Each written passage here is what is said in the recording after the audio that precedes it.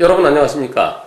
얼마 전에 인천의 한 아파트에서 음식물 쓰레기 수거 차량이 후진하다가 엄마 손을 잡고 가던 유치원생 그 여자아이를 죽게 사망케 했습니다.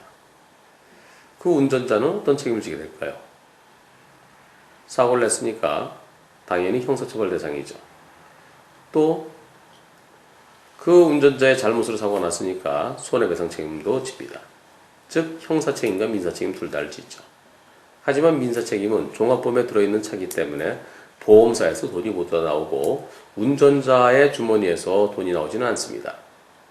그럼 결국 운전자는 형사책임만 남는 거죠.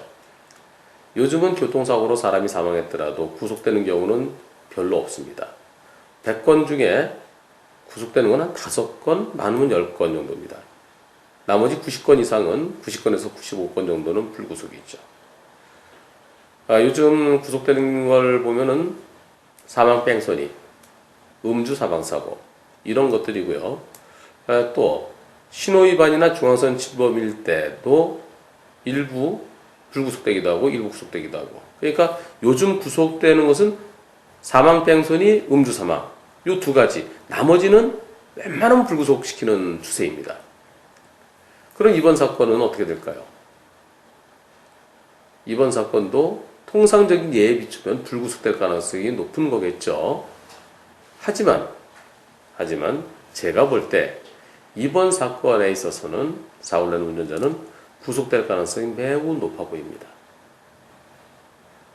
물론 유족들과 원만히 형사합의가 된다 하면 보험사의 보상과 별도로 그 사고 낸 운전자가 유족들과 원만히 형사합의가 돼서 용서를 받는다면 불구속될 수 있겠지만 그렇지 못할 경우에는 구속될 가능성이 높아 보입니다. 그 이유는 아파트 단지, 그것도 보행자용 통로, 거기는 안전지대로 말할 수 있거든요.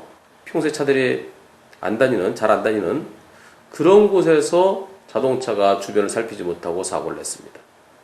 안전지대에서 일어난 사고라는 점.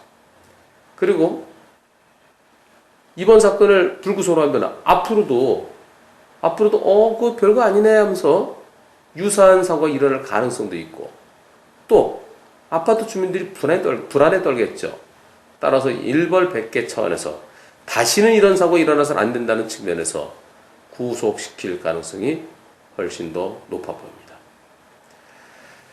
근데 구속시킨다고 그래서 반드시 실형이 선고되는 것만은 아니죠. 나중에 또 원만히 합의되면은 보석으로 풀어줄 수도 있는 거고요. 또 집행유예가 될 수도 있는 거고요. 무엇보다 이번 사건에서 일부러 낸 사고는 아닐 겁니다.